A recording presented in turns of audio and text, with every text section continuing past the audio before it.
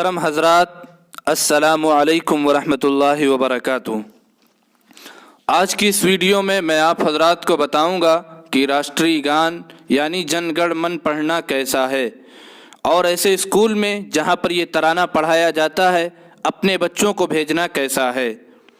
سامعین کرام، آج کل سوشل میڈیا پر اس طرح کے فتوے بہت زیادہ پھیلائے جا رہے ہیں کہ جن گڑ من پڑھنا شرک ہے، اور ایسے اسکول میں جہاں پر یہ ترانہ پڑھایا جاتا ہے اپنے بچوں کو بھیجنا ناجائز اور حرام ہے۔ اور دوسری طرف اس کے بالکل اپوزٹ فتوے بھی شائع کیے جا رہے ہیں اور پھیلائے جا رہے ہیں۔ آج میں آپ حضرات کو اس ویڈیو میں وضاحت کے ساتھ بتاؤں گا کہ کیا حقیقت ہے اور کیا افواہ ہے، یعنی کیا جن گڑ من پڑھنا حقیقتاً شرک ہے اور ایسے اسکولوں میں اپنے بچوں کو بھیجنا ناجائز اور حرام ہے، یا صرف یہ افواہ ہے۔ تو ہماری اس ویڈیو کو مکمل سماعت فرمائیں۔ حاضرین کرام،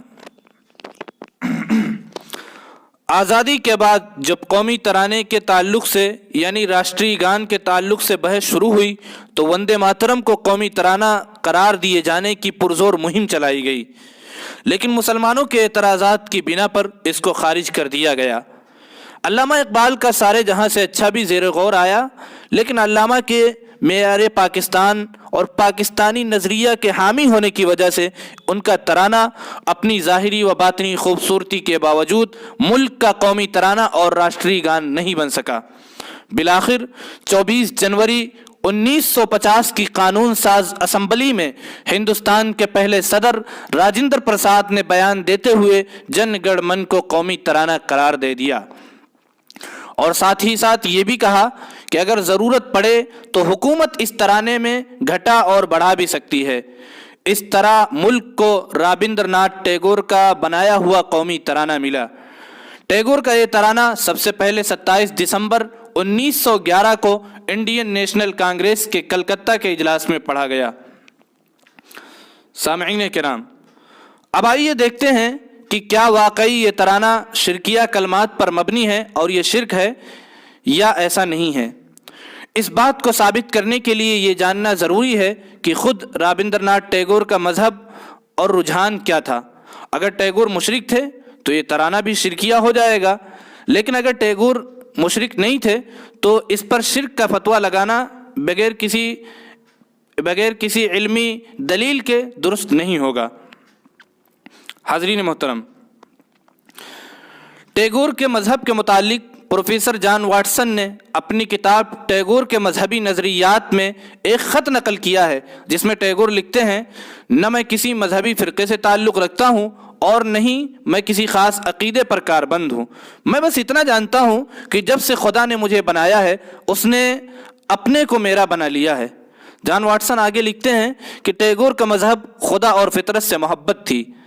تاریخ دانوں نے اس بات کی صراحت کی ہے کہ ٹیگور بت پرست نہیں تھے، البتہ وہ اسی فلسفے سے متاثر تھے۔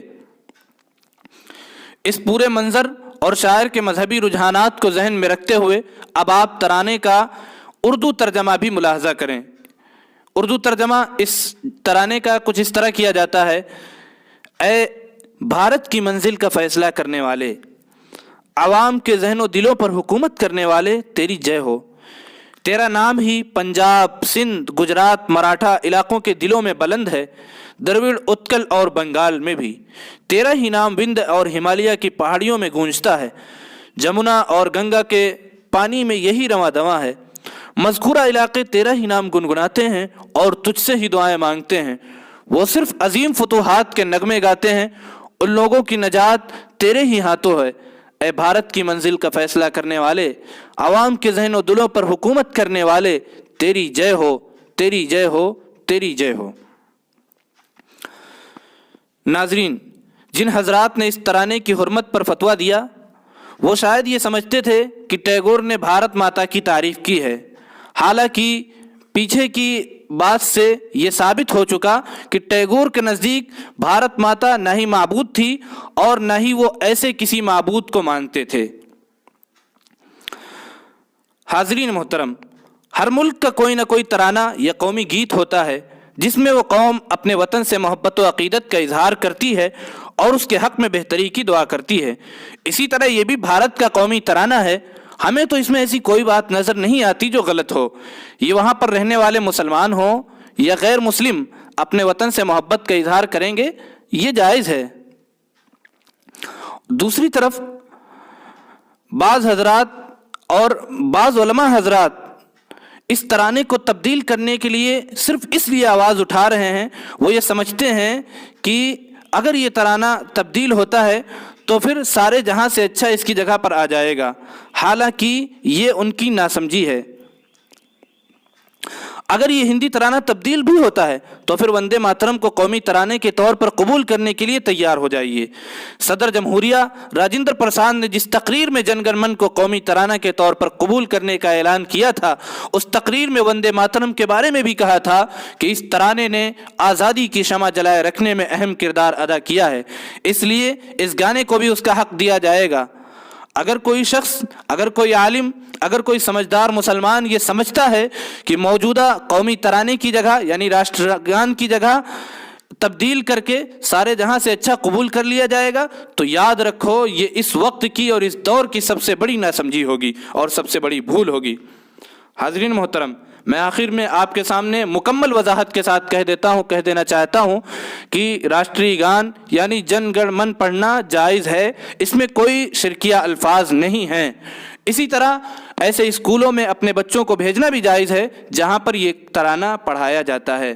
امید کرتا ہوں کہ آپ حضرات ہماری اس ویڈیو کو مکمل طور پر سمجھ گئے ہوں گے، اور آخر میں ایک بات اور کہہ دوں، یہ اقتباس، یہ باتیں جو ہم نے نقل کی ہیں، یہ مفتی یاسر ندیم الواجدی دیوبندی جو امریکہ کے اندر ایک بڑا ادارہ چلا رہے ہیں، اسی طرح مفتی عبد القیوم ہزاروی رضوی بریلوی جو پڑوسی ملک سے تعلق رکھتے ہیں، ان دونوں کے مضامین اور فتاوے سے ہم نے نقل کیا ہے، اس لیے یہ دیوبندی اور بریلوی دونوں کا متفقہ فیصلہ ہے۔